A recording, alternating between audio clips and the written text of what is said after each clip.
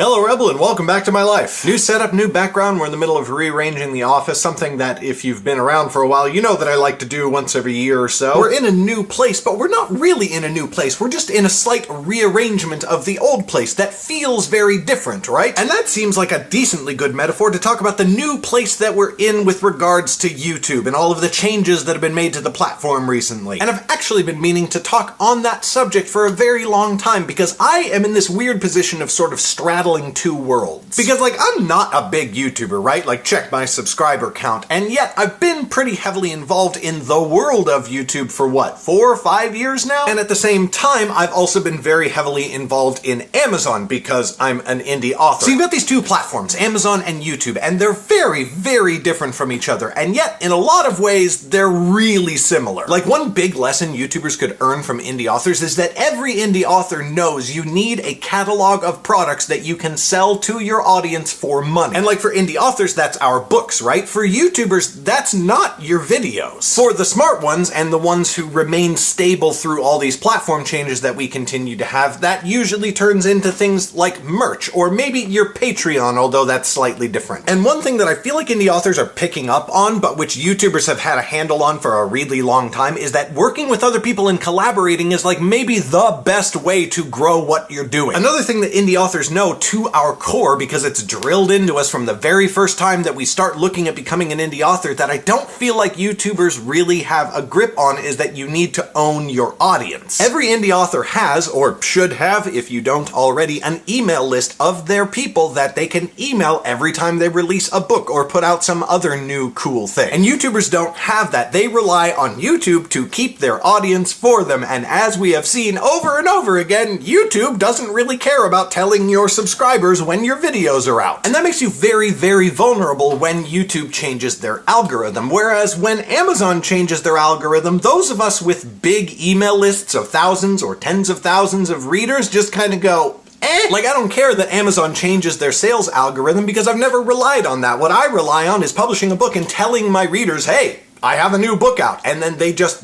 go and buy it. Now, I'm not saying that email lists are the big solution for the YouTube changes and any future YouTube changes that might roll out, but it might be. Why not? The number one lesson that I think is common to both platforms that, again, is sometimes understood and sometimes not, is that the platform is not your friend. At best, it's a somewhat amicable landlord. And just like a landlord, if you abide by the rules and pay your rent on time, you're probably not going to have too many problems with them. But also, just like a landlord, they can change the rent and the rules at any time. If you're staying at a friend's house and crashing on their couch, and then one day they say, I actually want to move that couch to the other side of the room, and you say, I don't want the couch to be on the other side of the room, too bad! It's not your house! And if the person that you're staying with isn't even a friend, but is just somebody who's interested in what they can do with their house and how much money they can make out of it, you should never, ever, ever rely on that person to be stable for you, because they have different goals than you do. The most stable people in any field, and particularly the field of independent art creation, are the ones who completely own their business top to bottom and control every aspect of it, and can ensure their own income by doing that. And it is a lot